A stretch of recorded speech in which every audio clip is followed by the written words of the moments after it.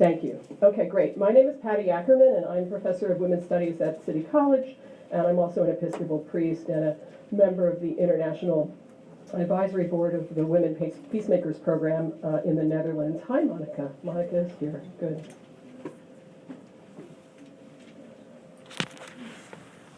I just want to say welcome, and thank you very much for coming. This is a very important and exciting event, and a beginning, I hope, of many other conversations that can come after. So the first thing I really want to do, since you've seen the bios, is I'd like to give the speakers, if you haven't seen the bios, they're around, so just look at someone next to you. And I just want to start the morning by saying thank you to the speakers and giving them a round of applause right up front.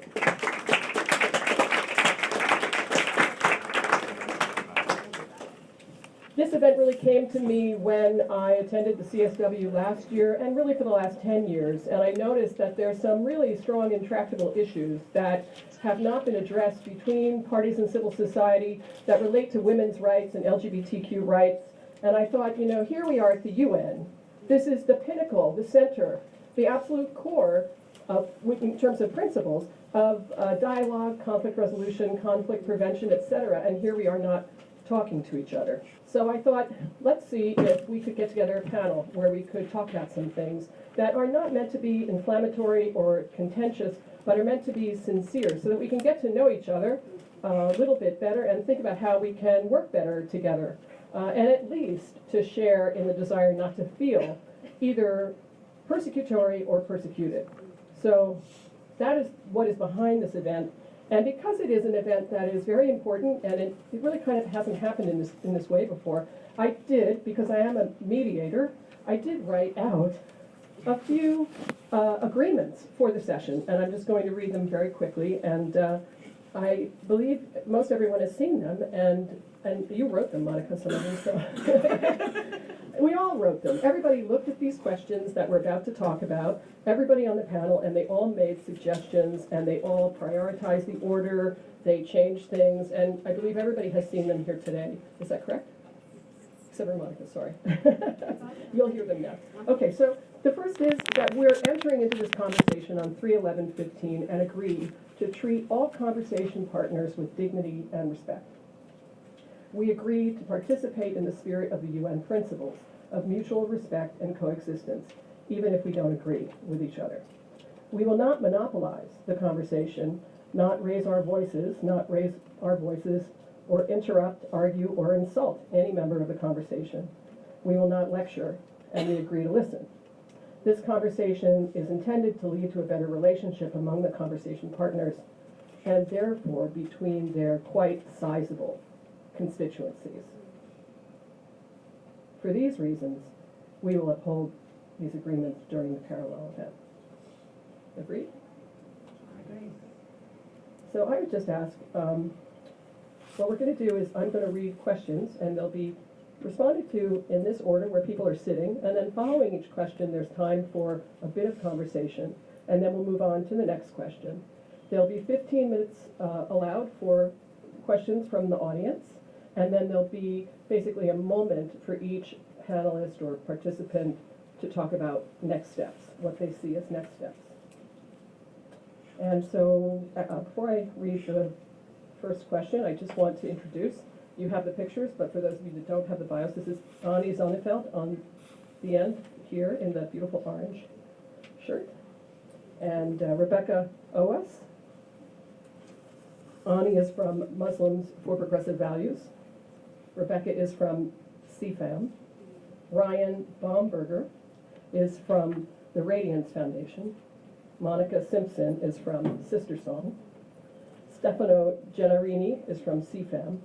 And Marianne Mohlman is from the International Gay and Lesbian Human Rights Commission. So again, before the first question, let's welcome them. Thank you.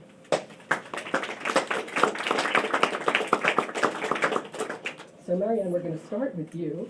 And the first question, which you're familiar with, is what is the UN principle that you admire most? And why do you do the work you do?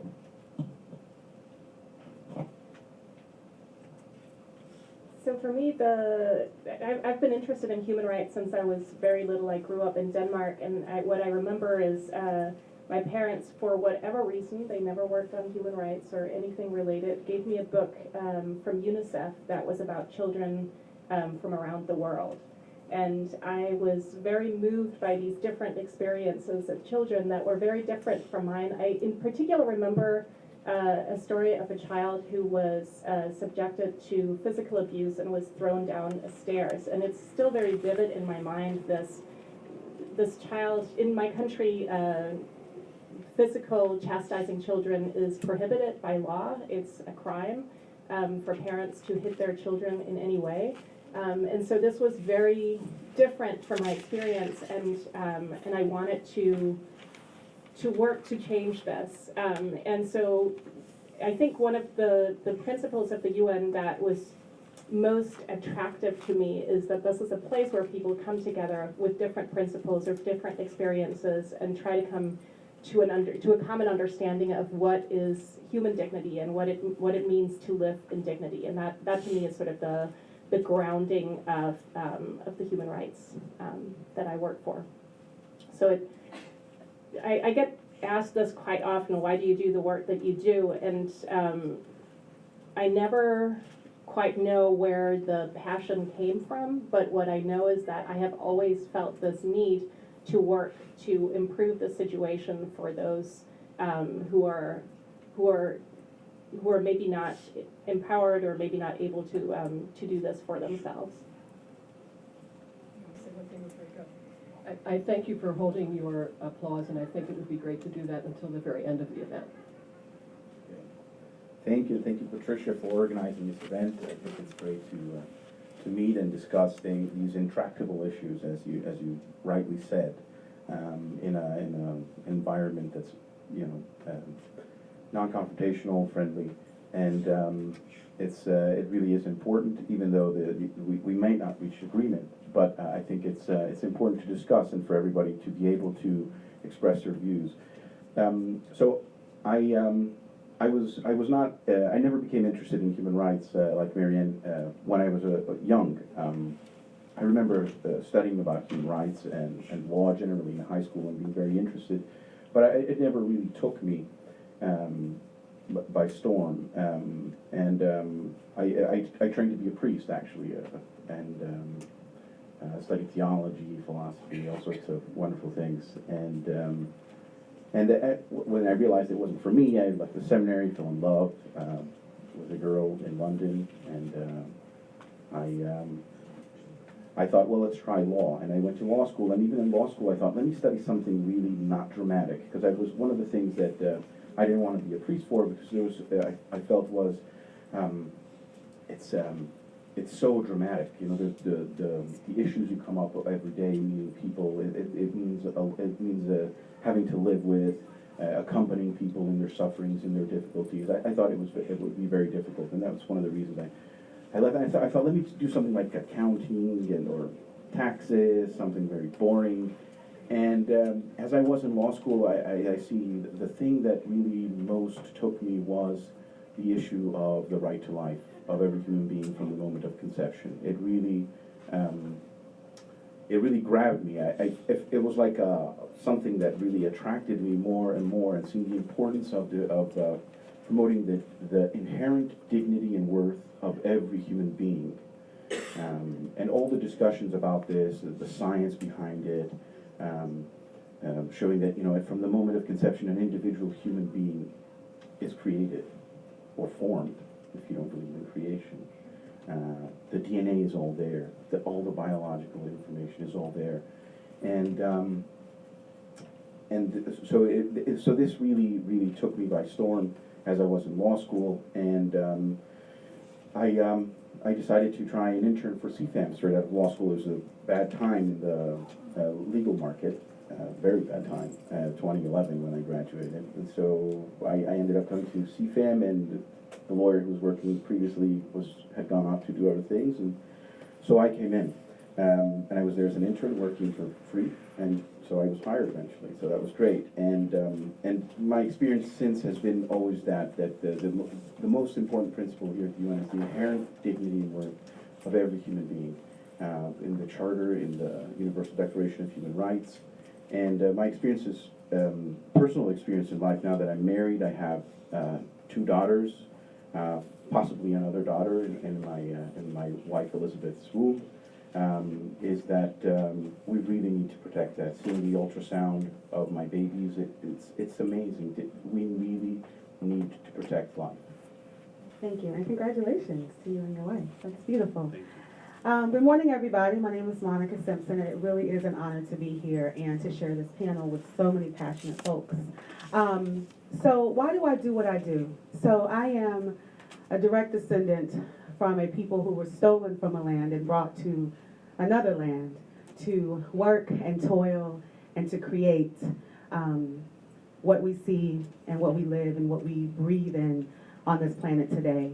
And I feel like as I grew and learned more about my ancestry and my history, it connected me to a global, it made me a global citizen. So I always felt that way, even growing up in the very small town of Wingate, North Carolina, with 1 stoplight. I always felt like I belonged to a larger community than that. I do this work because I was trained in the Black church. And that's where I got my organizing training. That's how I learned how to speak, because I had to learn those Easter speeches. It's how I learned how to, engage with folks and sit with folks, really looking at the elders in that church and learning how to be in community. But I also was in a church where almost every female in my church had a child before she graduated high school, except for 3 of us. I can still name all 3 of us. And 2 of them being me and my little sister, who did not have children before they graduated high school. There was no conversation around comprehensive sex education. There was no conversation around, possibilities for you other than giving birth to a child that you were not ready and prepared for. And I saw that what devastation that did to our communities and the repeated cycles that were happening in our communities. And so when I decided to go to college, because I had that privilege, I did not have a child, right? I had that privilege to go to college. And I remember being confronted by a friend because I had came out while I was in school. And while I came out, I saw young gay men being beaten. I saw young lesbian women having death threats slid under their door.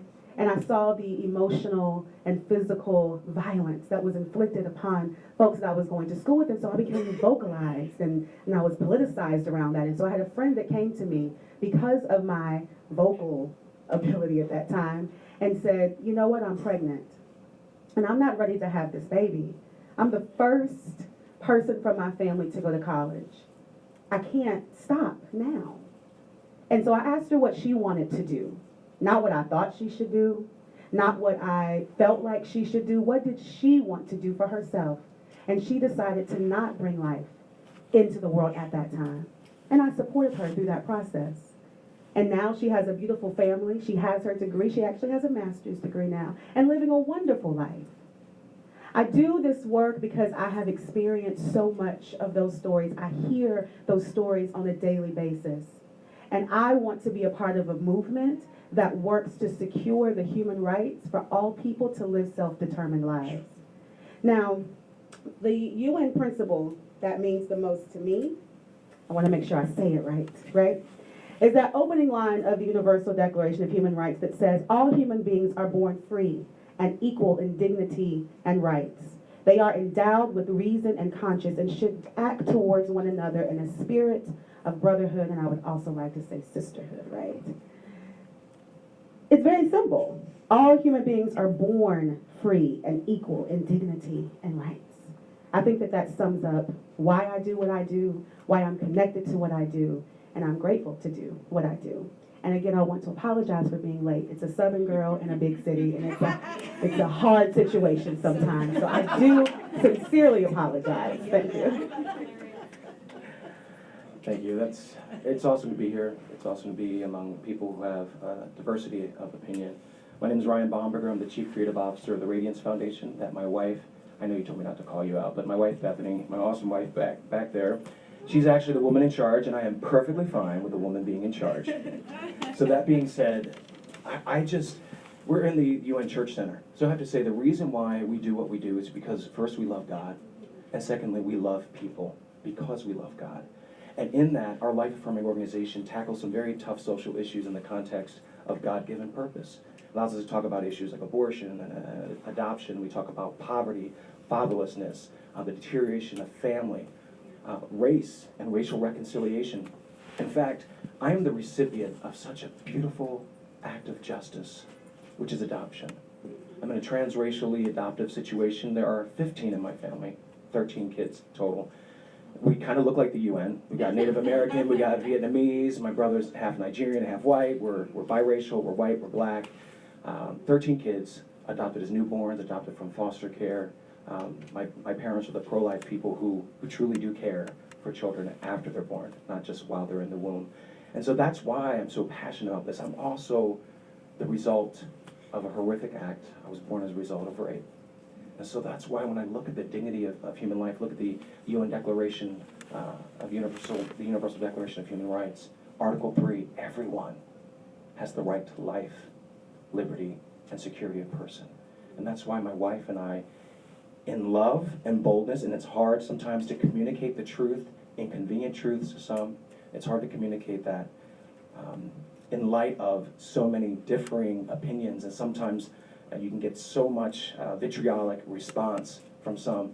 But in the end, it's all because of love that we illuminate. I think of what is love? We're in the UN Church Center, so love, as we understand it, this was established by Methodists here, and they understood Jesus Christ to be the symbol, the ultimate symbol of love, the embodiment of love. And love is self-sacrificial. Unfortunately, we live in a day and age when ideology believes that the sacrifice of others is a higher virtue.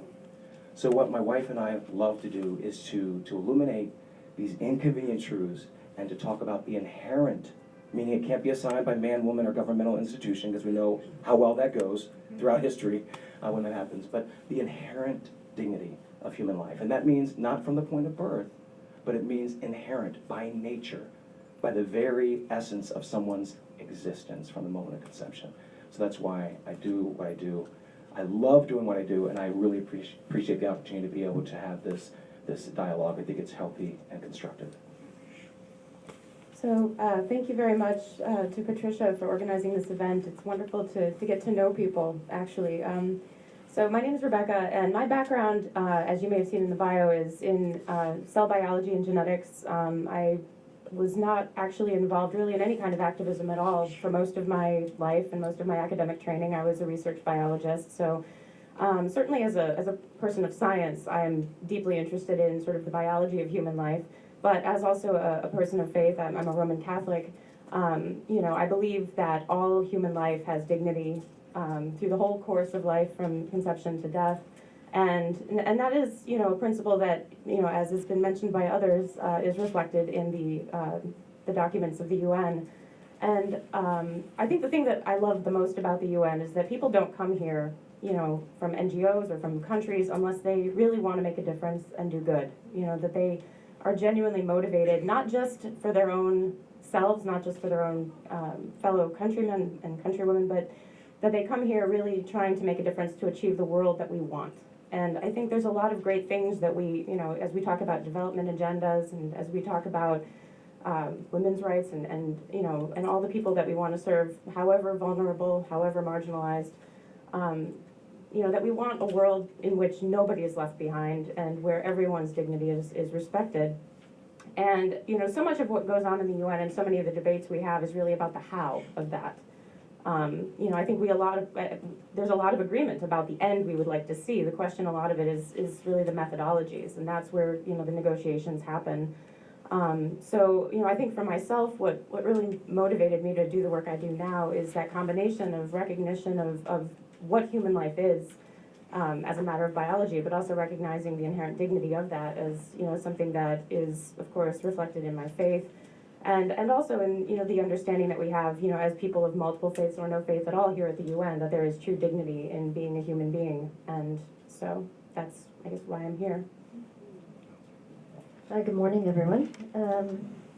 The work I do is was actually motivated a lot by 9/11.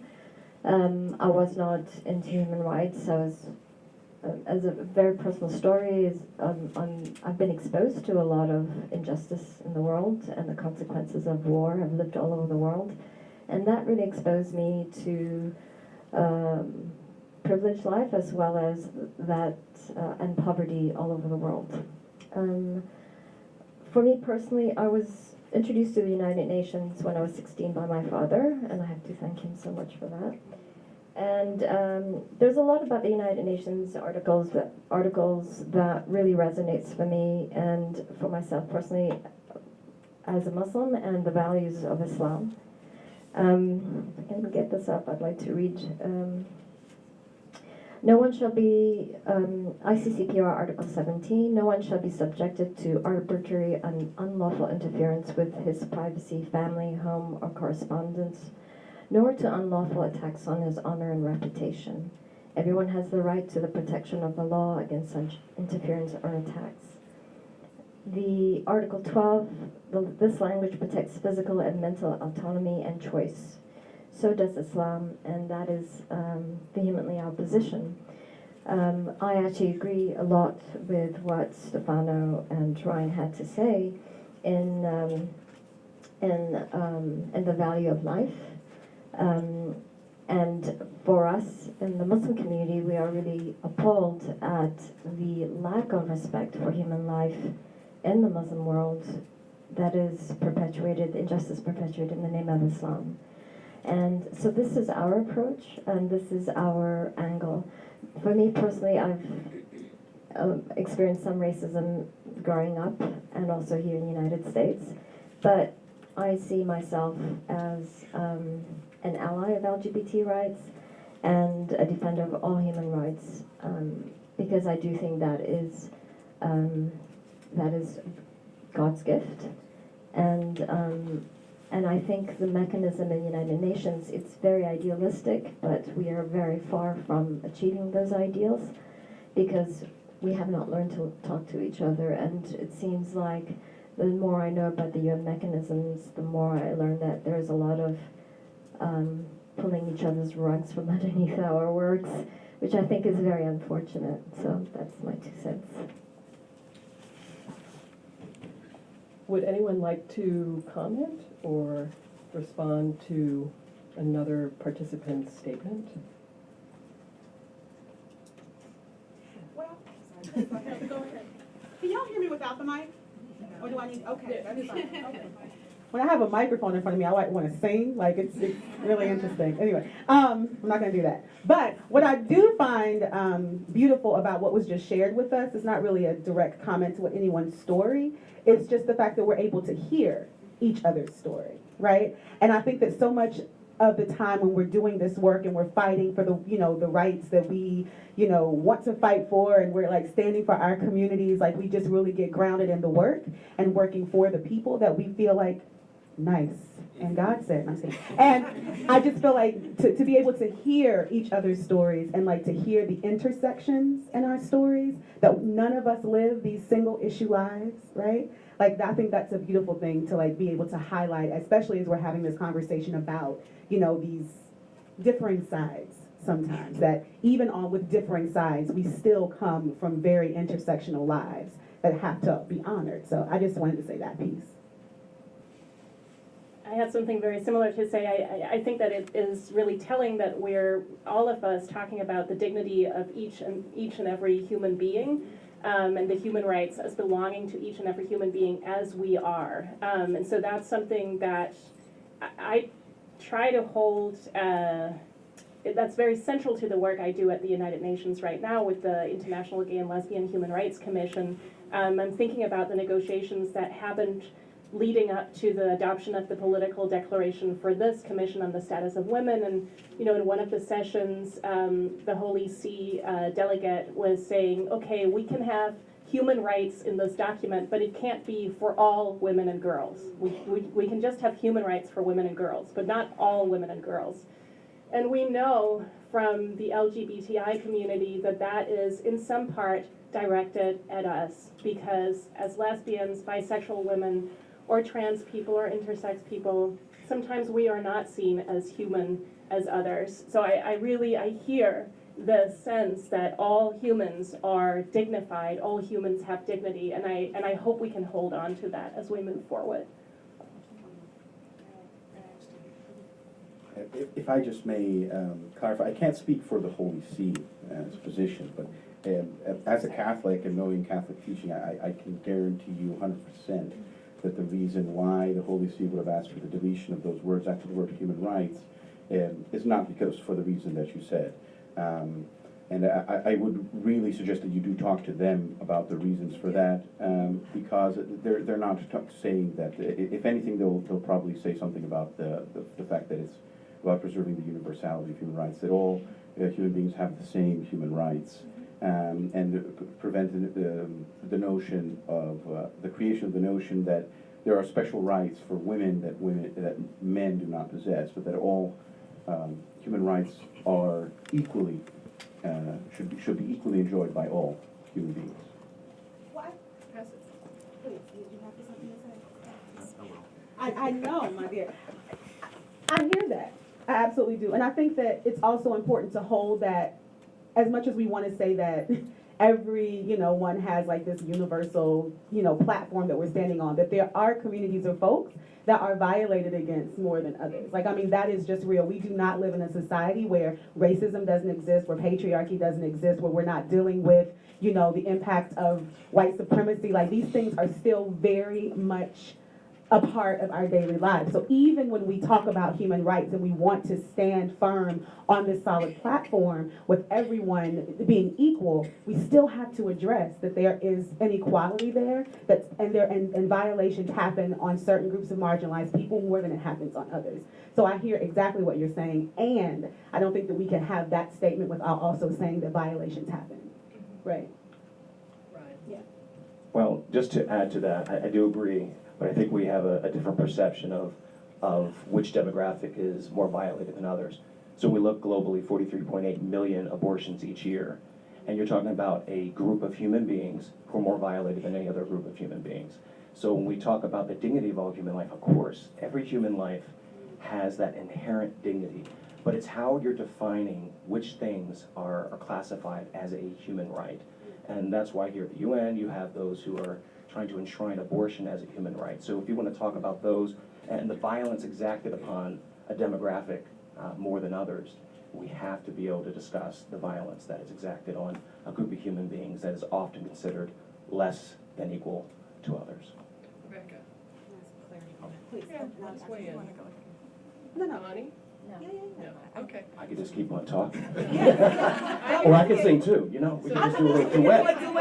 Nice. By the end of the session. Who needed this? Yeah, I just wanted to ask us for clarity, when you said that the group of folks who, are you speaking about those aborted babies? Is that what you're talking about? When you say the inherent? 43.8 million. Okay, Yes. so I want to make sure that what I was getting ready to say was right. Right, Okay. and that does also include the untold millions of women who are also physically affected, those who either die from complications of abortion and those with the physical, emotional, and psychological trauma. So it's obviously not relegated to just the unborn child, because we're interconnected. There are three lives involved. There's the unborn child, there is the mother, and there is the father. Yeah. Okay, good. So, Pastor, yeah, over there we go. On the issue of abortion, I worked for 10 years with Human Rights Watch, and a lot of my work was about abortion access. And I spent a lot of my time speaking to everybody on all sides of the political spectrum of what people were thinking about abortion, also religious spectrum, and to a lot of women who had abortions. And one of my proudest advocacy moments was when my writing was called measured and respectful by somebody who had a different view than myself. So I hear what you're saying, and I would say, as a feminist, I would like to live in a world where abortion is not necessary. I don't think anybody, in fact, I know nobody has abortion because that's what they plan to do. Nobody wakes up at 7 years old and says, my reproductive project for my life is going to be having 7 abortions or 10 abortions, right? It doesn't happen like that. Women have abortions because they need to. And I've spoken to women who were in situations where abortion access was criminalized, I spoke to one woman who had shot herself in her abdomen with a gun. I've spoken to women who pried their uteruses open with, you can't even imagine. And what I have seen from looking both at countries that criminalize abortion access and countries that don't is that there is nothing criminal law can do in affecting how many women need abortions and how many women will have an abortion in whatever circumstances they can. What we can study is how to lower the need for abortion. And I think that for me is common ground, because I agree with what I think would be your view. There should be less abortions. That would be a good idea. And I think it would be wonderful if there was less need for abortion. And for that we need comprehensive sexuality education, like Monica is talking about. We need access to contraception. There's a need for gender equality, policies, et cetera. I think things that we can all agree on because they're based on the dignity and the self-determination of each person, right, in making these decisions. So I guess what I'll say is I don't think that it's possible to study it's not possible to study what the fetus of the unborn child is. We can't, because it's a belief. And I think that that's beautiful, that we can, I have a child, I looked at the ultrasound, and I feel that was my child at that moment. And I've spoken to many fervent advocates for abortion access who say the same thing. I feel that that's my child. I've spoken to people who were fervent abortion, in opposition to access to abortion, who had abortions because they said, I could not face giving life to that child at that moment.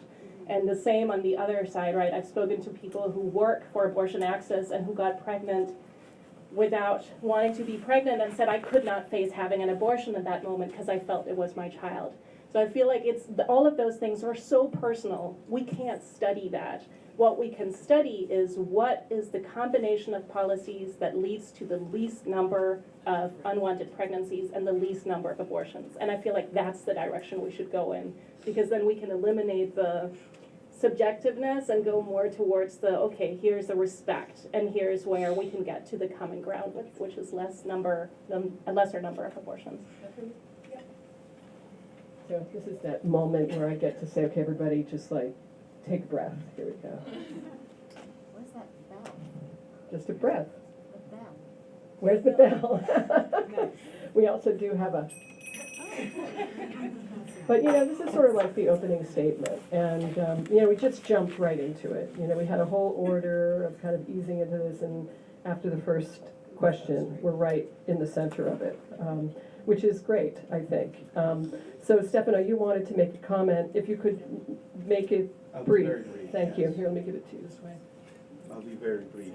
I think I just wanted to take issue with one of the things you said, that Marianne, yes. You speak of the need for abortion, and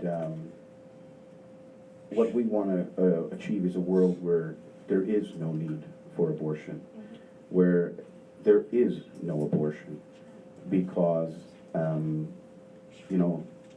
because of the inherent dignity and worth of every human being. And one of the things that motivates me tremendously is something Mother Teresa said when she came here to the United States. I think it was 1994, I'm not sure. And she said, the greatest destroyer of peace in the world is abortion. Because if we are able to tolerate that a mother can kill her baby in her womb, then we can tolerate any inhuman evil.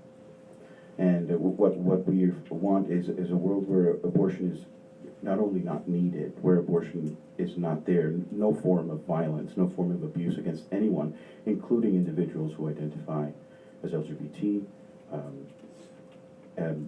no violence, no abuse against anyone. Thank you, and that kind of led me to the second question, remaining the second question. I was thinking I had to jump to the fifth question, but you obviously seem to agree that it's important to dialogue with those who do not hold the same views as you, substantively.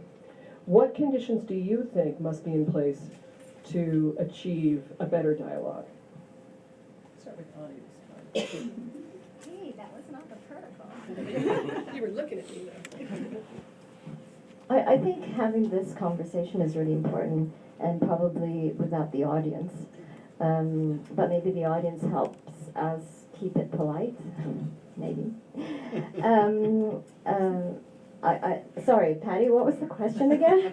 It's like, what do we do for a better dialogue? How do we improve this dialogue? Yeah. Could make it better. Well, I think the honesty that we're having here is very healthy. I have never been never participated in such a discussion before. I find all the time, most of the time, we're always speaking to at each other through press releases and our respective faith, in my case, faith-based coalitions for or against, and I was actually a little bit nervous coming to this panel, and I'm not usually very nervous, but I'm actually a little bit nervous because I've never been in such a environment where I've had to sit down on this particular issue because it is very passionate. Yes, just more private. I don't want to take too much time. So I think it helps to acknowledge that these issues that we're talking about here, these are extremely central just to our concept of who we are as people, you know, and who the human person is has to be the foundation of what human rights are, because, you know, that determines who has them. And because of that, this is an issue that's inherently very philosophical. It gets to our worldviews at a very, very deep level, how we look at ourselves and each other. And because of that, and because of these differences, they may be narrow, but they run very deep. And so anytime the substantive debates we have on issues at the UN come across those issues, we can pretty much expect that there's going to be this debate, there's going to be contention, and that sort of goes with the territory. I think we can try to anticipate that, and where possible steer toward things that we have more ability to agree on, because I think because of the nature of these issues, they kind of resist being resolved through compromise or negotiation, because there really isn't a middle ground on some of these that is intellectually honest. And so, you know, I think given that, you know, recognizing that and recognizing, of course, the dignity of all humans, including people we disagree with, certainly keeping things civil is very important. You know, treating the UN obviously as a place where people who disagree on all kinds of issues, not just these ones, can come together and work on things together. You know, that's of course important. Recognizing, you know, the rules of the building, so to speak. You know, not engaging in behaviors that are intimidating toward others or disruptive, I guess. I think that helps make the dialogue good, but, you know, I think having conversations like this is great. I mean, I know I've had debates about these issues with people who I already know and have a friendship with, where we happen to disagree on these, but we already have a common ground on a whole lot of other issues. And so it's always a little more, I think, I mean, I was a little bit nervous too, you know, when the only thing you really know about the person coming into it is what you disagree on. But it's nice to be able to find the areas where we do agree and see the humanity in everyone. So I think that this is a good start. So thank you. Having grown up in a very diverse family with kids from all kinds of different backgrounds, some from severely abusive backgrounds, you learn to appreciate people coming from different walks of life. And my mom herself grew up with an alcoholic father who was very emotionally abusive. So you kind of learn to put yourself in someone else's situation at a very young age. In this, I think what helps conversation and what helps healthy and constructive conversation is clarity and context. I'll give an example, something that you had spoken to about having access to more family planning, more contraception. I think when we talk about some of the statistics, because it's easy to be anecdotal, and we all have the personal stories. I didn't mean that. We have the personal and the emotional, and that's very important. But we have to fuse that with the evidential. And so in the context, for instance, of talking about contraception, we have more access to contraception here in the United States than ever before in history. Back in '95, 49% of all unintended pregnancies, of all pregnancies in the US were unintended, 49%. Now flash forward 20 years later, even more access to contraception, and yet the national unintended pregnancy rate is 51%. It has only increased over these 20 years, and yet we have more access to contraception. So there obviously has to be more to the framework than simply saying, contraception, because it doesn't provide a moral framework within which people can act in healthy and safe ways. So I think conversation is awesome, but it has to be conversation that's clarified with context. So I agree with you. I think that the conversations like this have to, have to be clarified with context. And so a couple things come up for me that I feel like make these types of conversations constructive, right? One, I think that we have to be able to check privilege at the door, right? It's like we can't have these conversations and not understand that some of us come to this conversation with a different level of privilege than other folks do. We have men sitting around this, table, right? Well, we're not a table, but you know what I'm saying. We have men around this table. That's a different level of privilege. We have folks who are not folks of color. That's a different level of privilege. You have people who identify different with their sexual orientation, that's what they want to call it, whatever, who you love, right? All of these different things impact our ability to be able to come to these conversations in a way where we are able to have constructive conversations. So I think that's number one. We always have to be looking to do that and centering the most marginalized communities. I think the other thing that's really important to think about when having these conversations is not just checking our privilege at the door, but understanding that we are not here to make someone else agree with us. Like, that is not my job. I don't have time for that, actually. It is not my job to make you believe how I believe. My job is to ensure that women and girls in this country are able to live self-determined lives. That is my goal. And that is the work that I do. It is not my job to proselytize or demand that you agree and join in with how I believe. If your desire is to see that folks are able to live self-determined lives, then we can start to have a conversation, right? That's how I also believe. And the last thing for me, when we talk about like these statistics and things that we bring up, these numbers, because statistics can get really tricky for us in these conversations. They can sound really big to some folks when you hear numbers like millions of abortions happening across the country. That can seem really large. And it can seem really, big when we say, oh, contraception has increased over the years. That can seem like, oh, that is an advantage, when in actuality, we're not basing these statistics and these numbers and the larger social issues that are happening across the world. So when we look at the large numbers of abortions happening, are we also simultaneously looking at how violence against women is still a huge issue? Are we looking at the conditions in which these women are living, their economic status? Are we looking at all of those other social issues that they are dealing with that impact their decision as to whether or not to have a child? When we look at the fact that yes, access to contraception has increased, but has that trickled down to the most marginalized communities? We still have amendments in place that are creating huge barriers for communities of color to access the contraception needed and that they deserve, right? So we have to base these numbers that are large, absolutely. They're huge numbers. We have to base them in the larger social issues and larger social context than just spewing out numbers. And if we do that, then we're doing women, we're doing girls, we're doing communities at large a disservice if we're not doing that. So I feel like those are the things that are most important to me when we come to the table to have these types of conversations. I think what has to happen here at the UN to facilitate this dialogue, I think I have to disagree. I think at some point we do want to agree about something, even about beliefs, and I think that what's what we did with the Universal Declaration of Human Rights, because that's not just about sort of material things we could do for each other. It's also about what we can do at a moral level. And when we speak about the inherent dignity of worth of every human being, that's a value. That's not something that we are rationally constructing. That's a belief that we all hold together, and I think that's very important.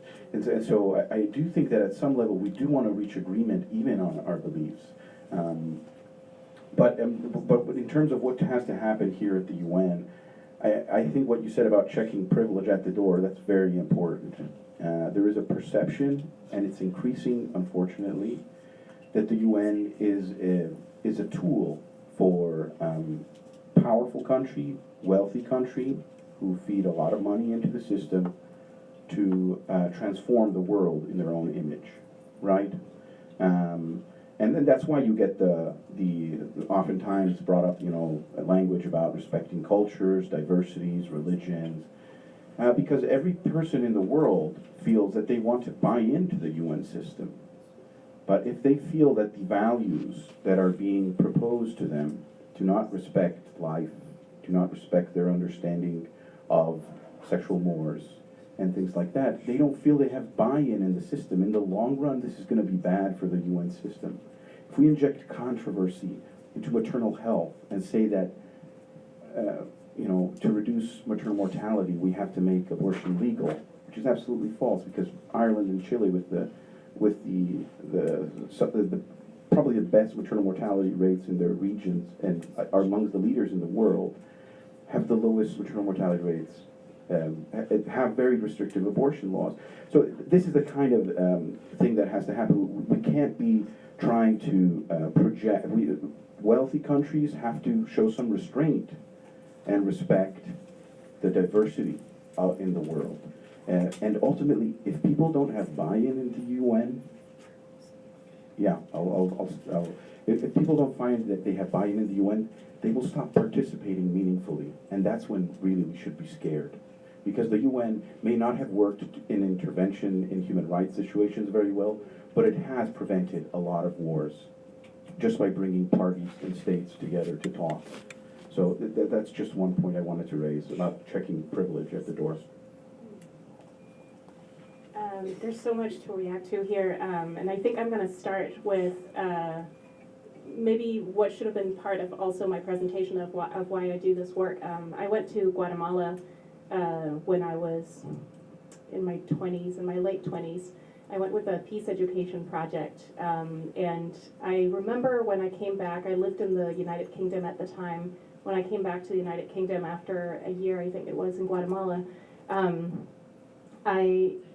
it was very clear to me. I had worked with peasants in Guatemala, and it was very clear to me that their suffering was related to how I was consuming in the United Kingdom. That the suffering that they had at the plantations, or when they were forced by the economic forces, I guess, to plant strawberries rather than corn, that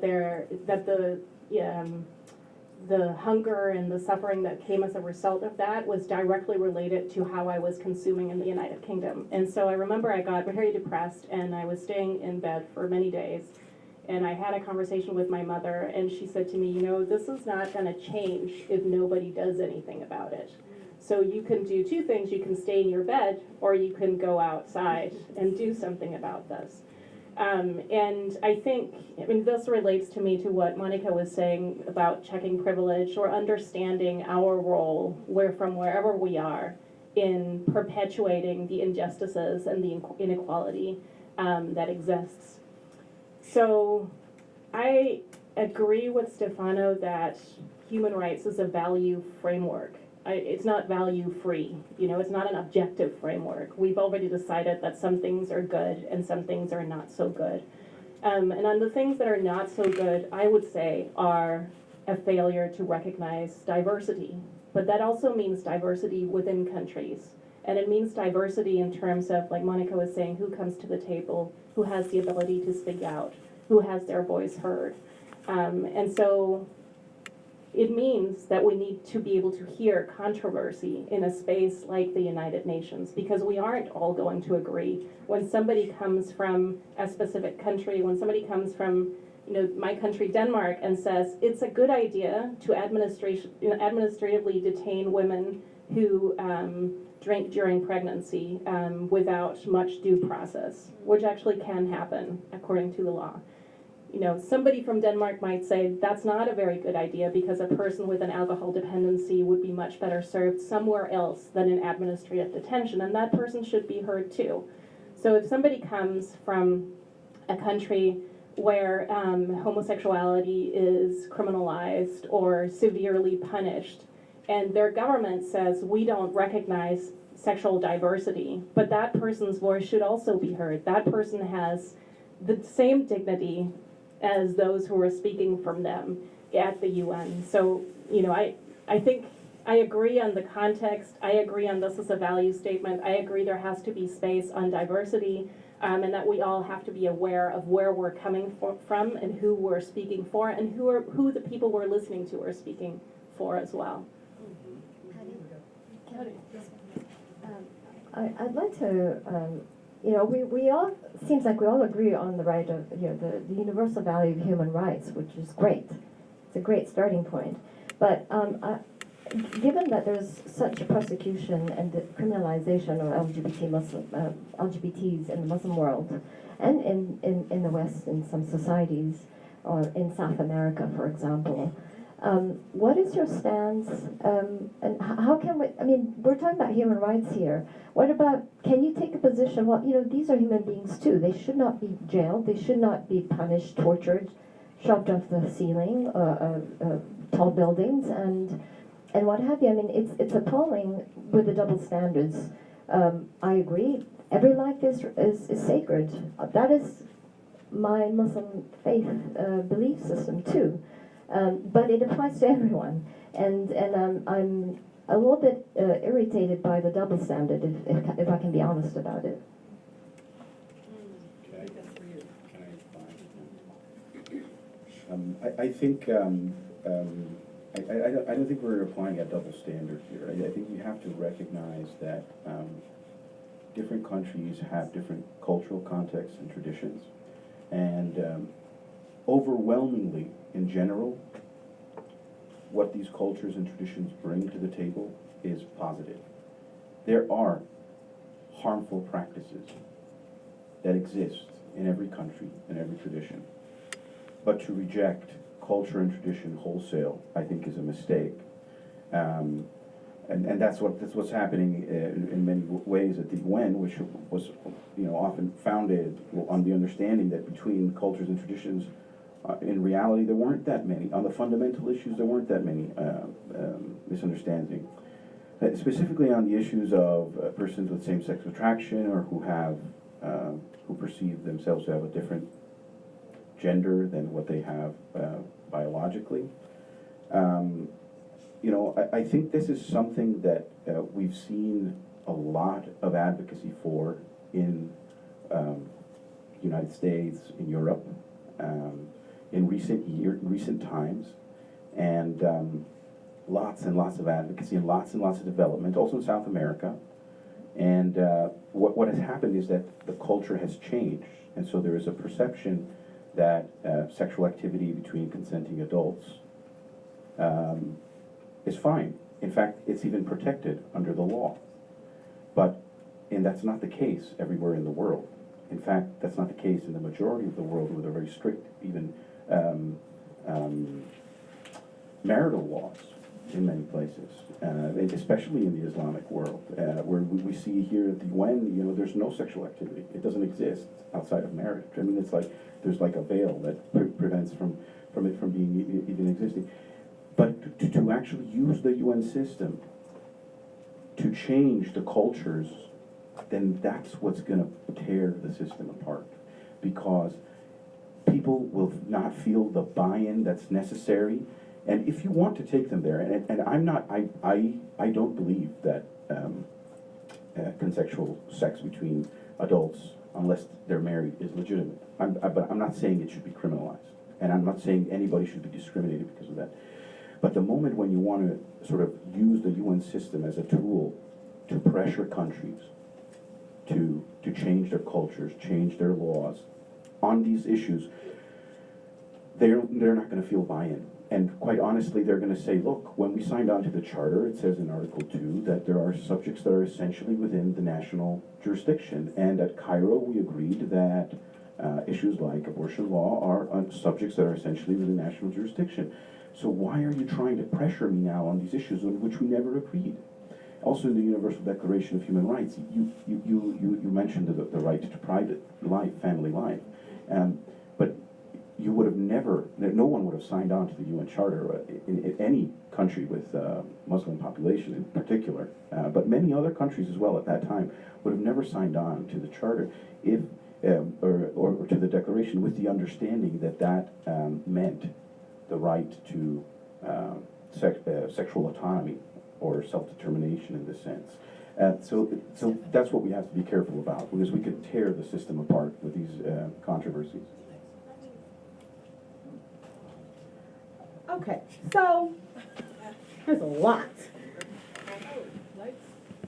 I swear, that is just awesome. I feel like the lights keep doing it right when I'm getting ready to talk. Y'all trying to tell me something? Anyway, Time out. turn up, right? Turn down for what? What? But no, seriously, I feel there's so much that came up for me in hearing what you were just saying, Stefan. So, one, when I think about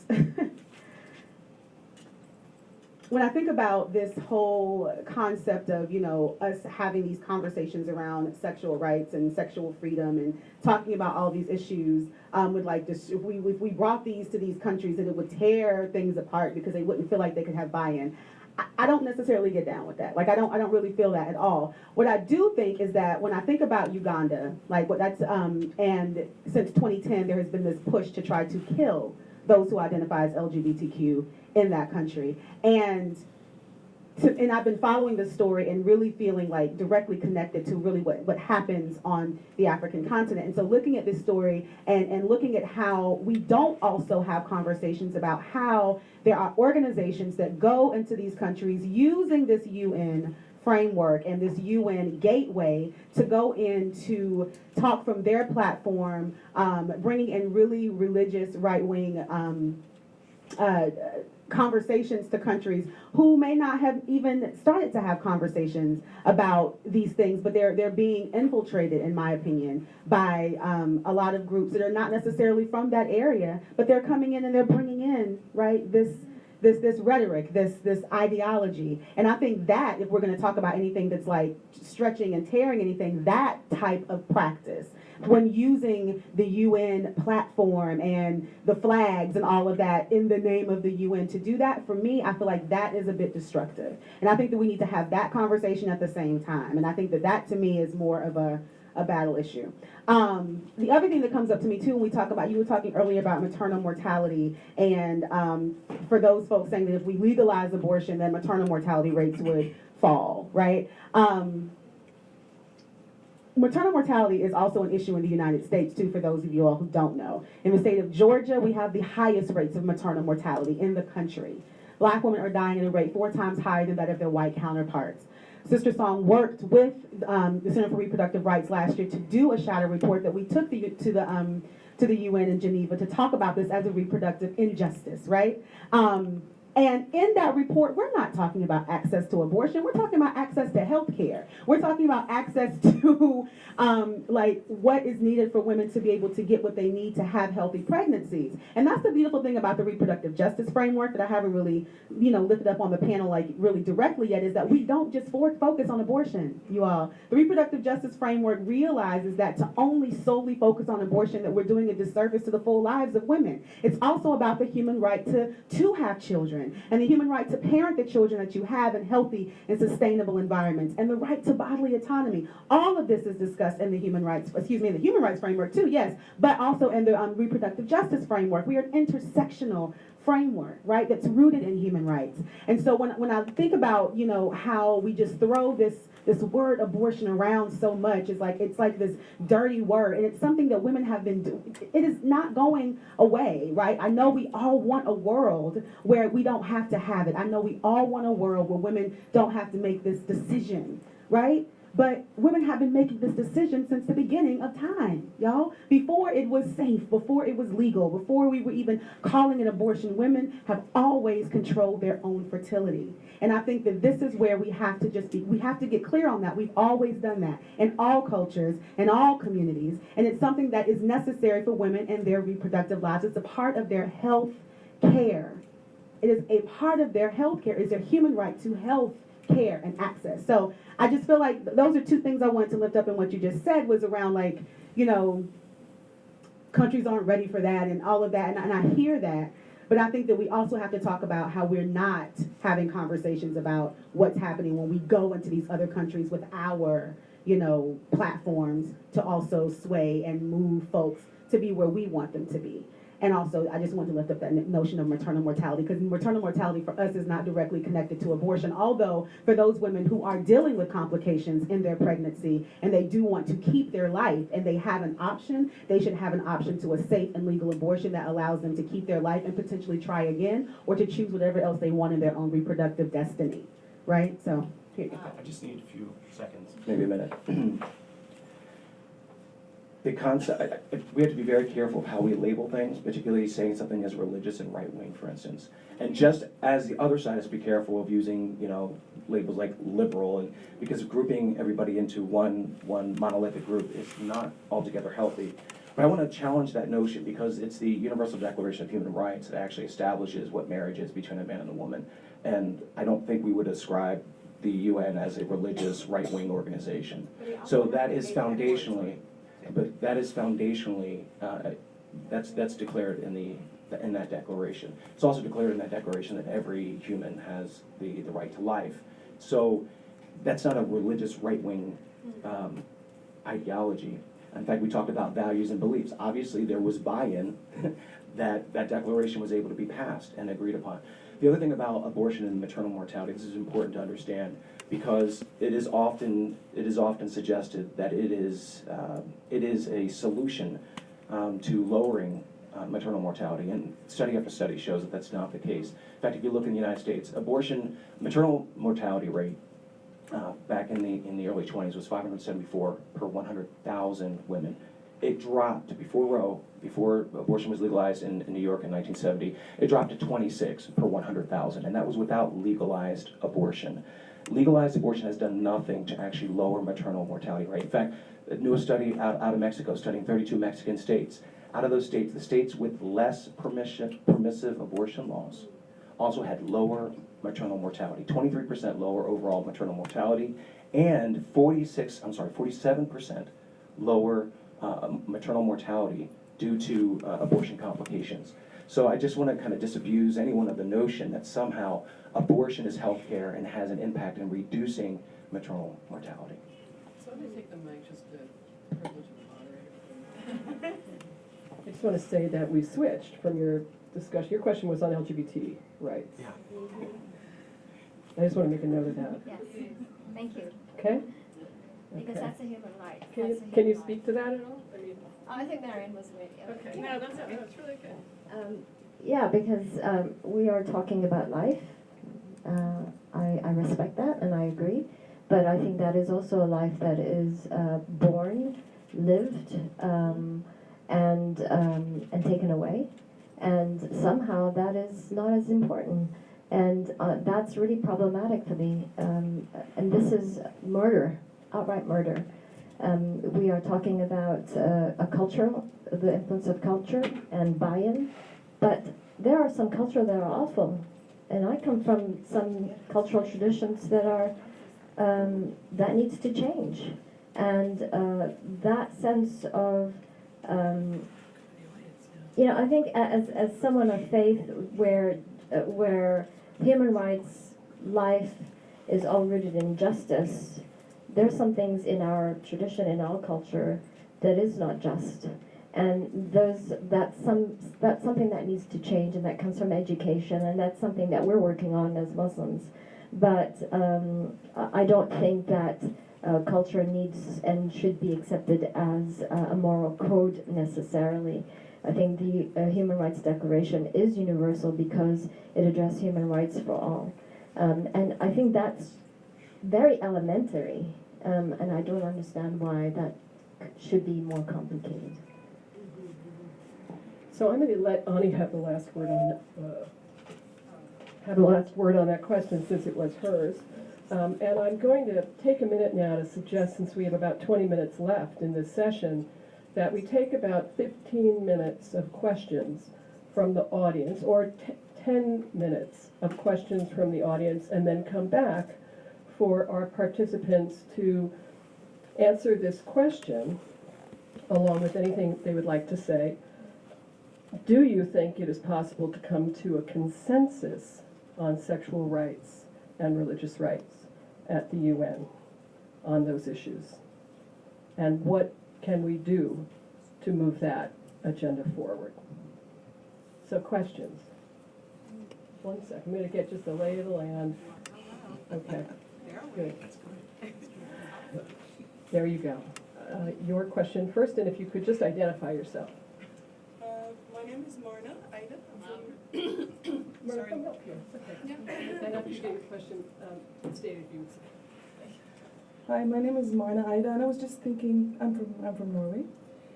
I was just thinking that, you know, there's so many cultural things that are you know, do not, like, for instance, the Chinese practice of foot binding, or female genital mutilation. So there's so many things that are culturally really dangerous to people. I'm just wondering why you would think that, you think that these practices should be allowed, just because they're culture?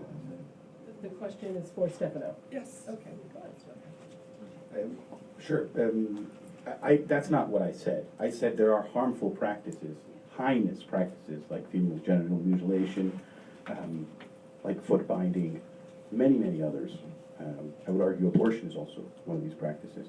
And but what I'm saying is that countries can work bilaterally on these issues as well. They don't need to be coming to the UN, trying to get the whole weight of the UN system behind them to change these things. But specifically on FGM, there is a resolution in the GA on this, and these things are being addressed. They're also in the Beijing. There is consensus politically, internationally on these issues. But there are other issues, including issues related to social acceptance of different sexual orientations and gender identities, recognition of these of sexual preferences and behavior in law, and protecting these, that on which there is no consensus at the political level. And so I'm not advocating that countries should change in favor of these. In fact, I think there are very good reasons why they shouldn't change. But if countries really want to effect change, it will not only be more effective, but also better for the whole UN system and for the human rights framework and the development framework, if they were to do that bilaterally, as happened mostly in Latin America. I mean, if you look at Latin America now, there's wide social acceptance, much more, so I'm not saying wide social, there's much more social acceptance of different sexual preferences and behaviors and gender identities, and why? Because there have been campaigns. There's been lots of money coming in to change culture. Yeah, I mean, the TV shows where, you always have a gay character. It comes this way, you can change the culture this way as well. And in fact, I was at an event here in the church center just a couple of years ago in which they're saying that, also the way you talk about these issues has to be shaped in different cultures. I mean, broadcasts, but to use the UN system and to bring the controversy on something on which there is no consensus here, I think that's dangerous for the UN, for the peace in the world. And then we're going to go back to the audience. I'm going to ask everybody to take a minute, even. On this issue, I just want to disabuse us of the notion that there is no consensus on these issues. You were referring to Beijing as a political consensus. Beijing actually says that all women have the right to decide freely and responsibly about their sexuality. And that means also, if we're lesbians or bisexual, so that, there is that right. With the Universal Declaration of Human Rights, it says men and women have the same right, the equal right to enter marriage, but it doesn't say that they have to do it with each other. So these are a long time ago. We should just not, we should look at what it actually says, and I know that we all pick out of these, this is what I really agree with, but we kind of have to read the whole of these and the actual wording, because there was a lot of wordsmithing going on, which the diplomats in this room will agree with, to get to that specific.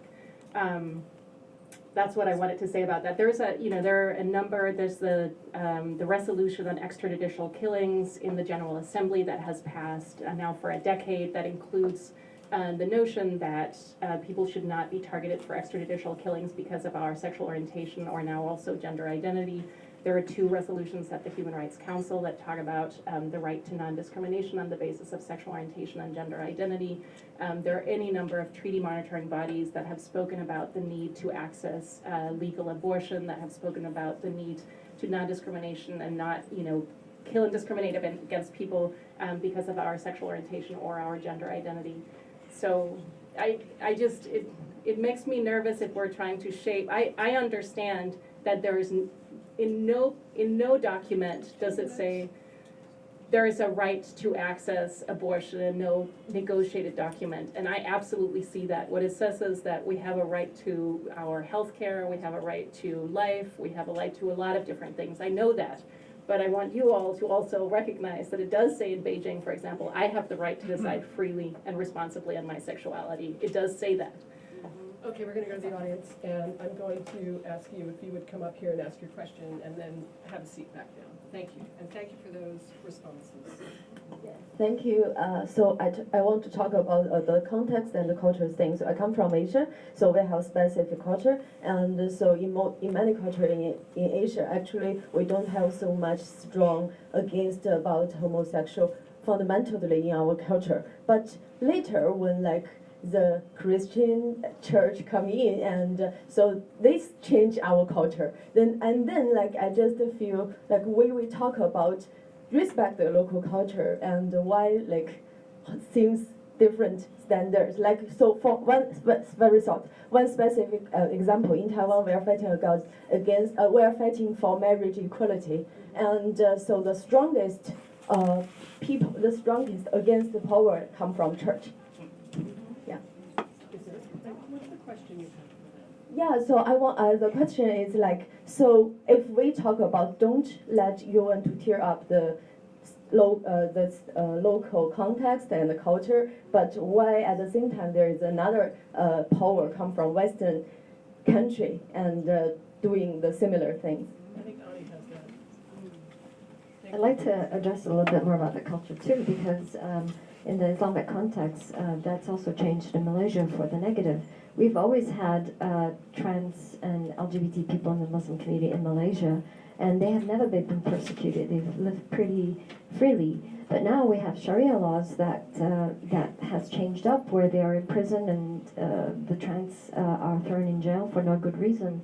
And we've had the portrayal, when you're talking about televisions, we've had trans and LGBT men on our local Malaysia, not Friends or not American-made productions. So this is local. This is as culture as Malaysia, but that's changed in Malaysia from the Arabization of Islam and from the influence of Saudi interpretation of Islam. So that is the foreign, so it's not just the Western thing, that's also the conservative Muslim influence on many Muslim majority countries. And the anti-LGBT sentiment too has come as a result of colonialism. That has been a major shift in the laws of the land in the Muslim majority countries. Anyone else? If I just wanted to make it clear that what I'm saying is that I'm not trying to defend the laws that criminalize homosexual acts or homosexuality or anything like that at all. I'm not trying to defend the laws of any particular country. What I'm saying is that if those laws are to be changed, and more importantly, I'm not talking about the legal change, if every human being is going to be respected and recognized as deserving protection under the law, then the best way to do that is that if the people themselves in each country, through their sovereign right to rule themselves, yes, are able to determine that for themselves. And you were mentioning, someone mentioned the influence of Christians in Asia. And certainly, there is an increased influence of Christians in Asia, but there's certainly also all these issues are new issues that are coming up. So it can't be just the influence of Christians. There's also the fact of the novelty of the issues that are coming up, and so people are confronted with the first time, or with the pressure to change things. And so on the issue specifically of sexual autonomy, sexual freedom, we're talking about a very small, narrow issue. We want to protect every human being regardless of their sexual preferences, behavior, regardless of anything. Every human being deserves the protection of the law, has the right to life, the due process, all of this. But it's different, that's different from saying that the society must approve the sexual behavior and preferences of someone. That's very different. Because in my own personal experience, my wife's family has they're florists. They had a flower shop in Denver. And one of the reasons why, amongst the reasons they decided to shut the shop is because of the problem going on in the United States with florists and bakers who are being forced to serve gay marriages or and they're losing their livelihoods because they're boycotted, they're labeled homophobic, gay haters, simply because they don't want to participate in a marriage ceremony which they don't think is legitimate. I think we have to be conscious of what's going on this. Okay, so we have a couple more questions, and then we have time for you all to talk, unless anybody from the panel wants to speak to this before I move on to another question. Okay, good, very good. My question is going back to the beginning of the panel discussion, and it's more for Marianne. You mentioned how we cannot study when life begins because it is a belief, and then you spoke about all these women who had the feeling that either they could or could not bring life to that child at that time. So my question is, how do you weigh belief? How do you weigh feeling? How do you weigh research? And do you build policies for the entire world on belief? Do you build it on research? Do you build it on feeling? How do you weigh those things? And how do you do that? Thank you, that's a great question. So the way that I think about human rights, there's one side is the human right, which is individual, which is from each and every one of us, regardless of who we are, what we decide to do with our lives, what we believe, we have human rights. We have the right to freedom of thought and conscience, we have the right to life, we have the right to health, we have to life, and those rights have to be respected. The way the human rights system is set up is who's respecting that is the state, right? That's the way that it looks. And they have obligations, and those obligations have to be discharged in the aggregate. It's how it works. If you're a state, you're making policies that deal with a lot of different people. But those policies do have to take into account the differences of a population. So, I would say that the big question in intersectionality and getting to be sort of nerdy and nitty-gritty about it is down to what specificity does the state have to make a policy that applies. But here we're not talking about fringe issues. We're talking about large parts of the population. Gays, lesbians, bisexuals are usually thought to be about 5 to 10% of a population. We've heard just how many abortions happen in the United States only, but between the countries that I've studied, it's been between 10 and 40% of pregnancies ending in abortion. So these are not fringe issues. So obviously the state has to deal with discharge its obligation to look to all of these people. There's a very famous case from the Inter-American Court of Human Rights that talks about in vitro fertilization. We haven't talked about that here, but one of the main things that it says is that the state cannot legislate on a belief that is religious, because that means imposing that religious belief on those in the population that do not share it. So if we accept that there's freedom of belief and conscience, that means that the state has to legislate for everybody, including those who do not share the belief of the lawmaker. So I would say we legislate on evidence, we legislate on science, we legislate on what we can see as the better outcome of the policy, respecting the human rights of each individual. So what I'm going to say is that we have 5 minutes until this event is technically over. And so that question was addressed to Marianne, correct? Right? Now we have a question that's addressed to Ryan. And who is your question? For the whole panel. So if we could move, since Ryan was about to speak, to your question, if that's possible. And thank you. And then you'll be the last question. Hi, good morning, it's still morning. So I was taking notes through the whole panel discussion, and okay. Your exact phrases, not words, but just phrases that I picked up were, learn to appreciate people coming from different walks of life. We all have personal stories, but we have to fuse it with evidence, right? But when you speak statistically. You speak with statistics. Statistics aren't always comprehensive in the data that it shows. It may show one group of people. It undershows another group of people. So your specific point that you were talking about at that time was about contraceptives and how the number of contraceptives have gone up in 20 years, but the number of people engaging in sexual activities has also gone up in 20 years. Teenage pregnancy has gone up in 20 years. Teenagers are not accessible. Teenagers are not as accessible to contraceptives as they were 20 years ago. And So what is your question? my question is, if your entire basis is off of statistics, how do you fully defend your point if it's only off of statistics and not off of a broader picture of everyone who is being affected?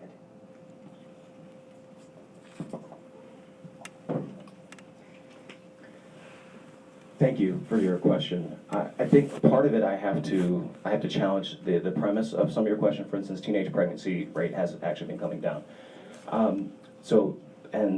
There's argument as to why that has come down, but so that's an important aspect of that. It's impossible in about 30 seconds to a minute to give you the full context. Statistics are part of the evidence. Saying one statistic is not the evidence, which is why we write extensively. And the Radiance Foundation does extensive research into these issues and provides a broader picture by, for instance, in New York City, there are more black babies aborted than are born alive. For every 1,000 that are born alive, 1,223 are aborted. Now, there's a lot of, you mentioned the other social issues. We talk about fatherlessness. We talk about the impact of the absence of fathers and the impact that it has on young women. The absence of a father leaves them 2 to 3 times more likely to become pregnant as a teenager. It increases educational dropout rates 2 to 3 times. A child who grows up in a single female-led home, as hard as they try, and I don't disparage single mothers because I know a lot of them do everything they can, but a child growing up in a single female-led home is 5 times more likely to grow up in poverty. It's impossible in a matter of seconds to give the full context, but if you avoid the statistics, you're avoiding the truth. And as I start off with a personal account. We have our personal stories, and those are powerful, and no one should ever dismiss those stories. But those stories have to be connected with the research, which includes the statistics that give that broader context. And that's why it's important.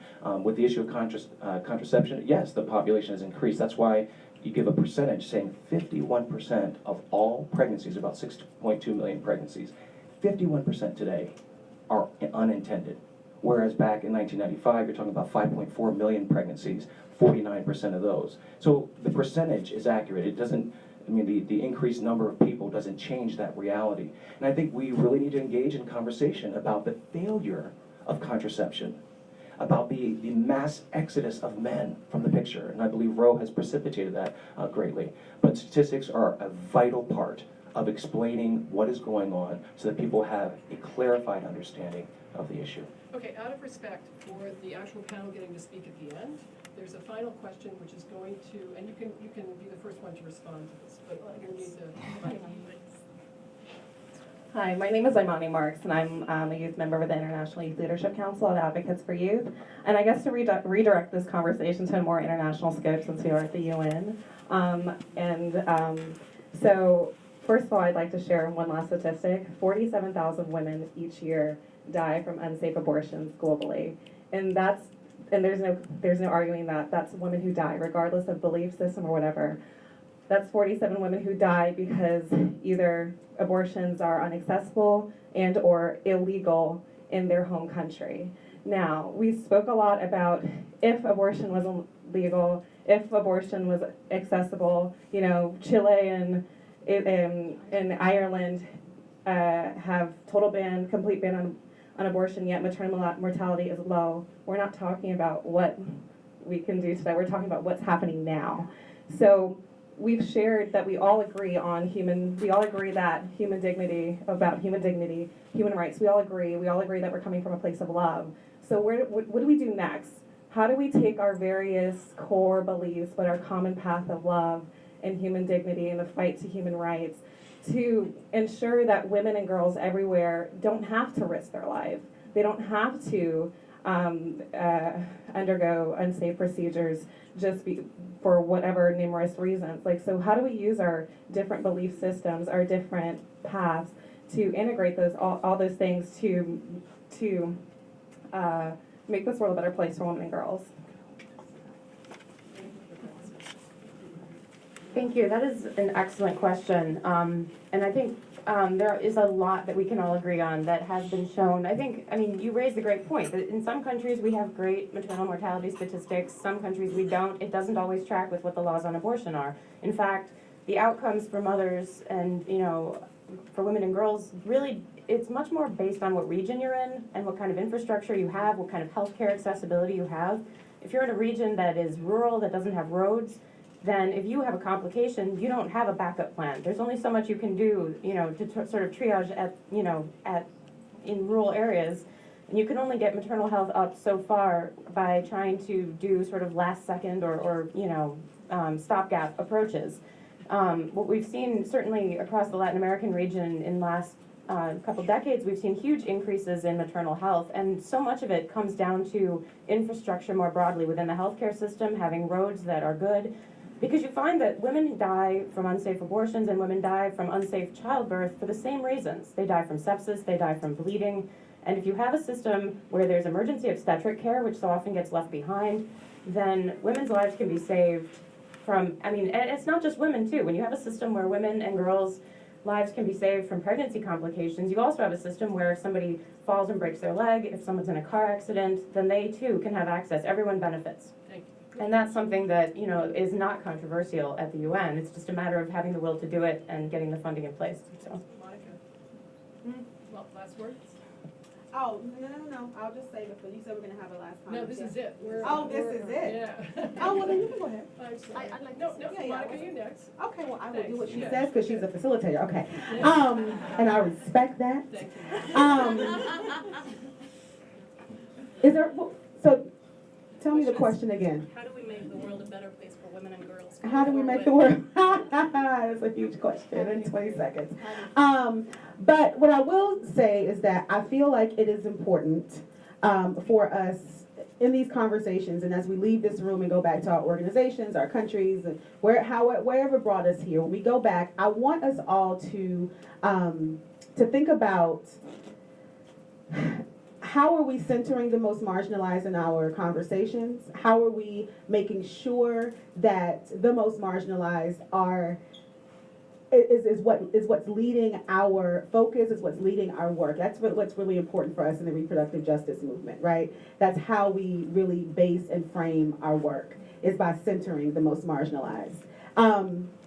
And for me, I just came from a panel earlier this morning listening to reproductive health disparities and sexual health disparities of women in Africa, and hearing the huge numbers of unintended pregnancies, of women dealing with violence.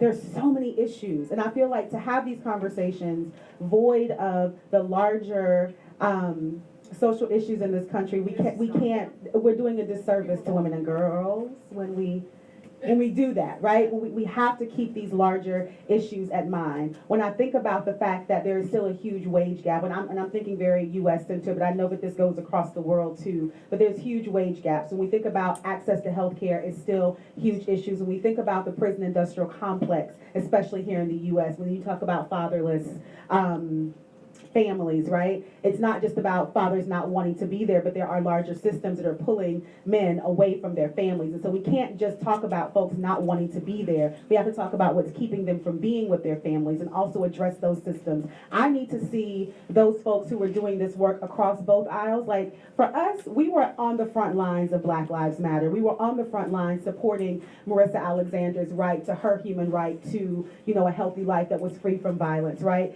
We are on those front lines as an organization that believes in a human right to have an abortion and the human right to have their children. We're on these front lines, and what I very rarely see are those folks who we may not necessarily agree with all the time. I know, right? On those same lines. So I need to see us finding those ways that we do connect to do those things. So I'm sorry, it's hard to do that. Yeah, right. It's like, what do you want me to say? Okay, they just like shut us down. To address the answer, I think a lot of the injustice, as a Muslim organization, a lot of the injustice come from religious interpretation. We advocate for taking religion out of a lot of the legislation process in the United States included, where we have the conservative Christian legislators legislating laws for the United States. And that applies to a lot of the Muslim countries as well, and and I think a lot of the injustice comes from that interpretation. Thank you. Can I just Yes, say, right, it's just really a few 30 seconds. Okay, it'll be 30 seconds or less. Larry. Great question. I do want to address the whole 47,000 stat. That stat is from the Guttmacher Institute. And if you actually research it, which we did, you look at that statistic. Guttmacher Institute says 47,000 women die each year from unsafe abortion. And then they cite the World Health Organization as the source of that statistic, who then cites Guttmacher as the source of that statistic. So you have to be careful where you get these statistics from. Guttmacher is relentless in giving false statistics. So that's circular citation. This is true. You can find the source of the statistic. You look up Guttmacher, look up the 47,000, and see who they cite. See the report that they cite from WHO, and see WHO. Just let's not decouple. No, I understand, but this is important because it's all part of what I was saying in the beginning about conversation, having clarity, and providing context.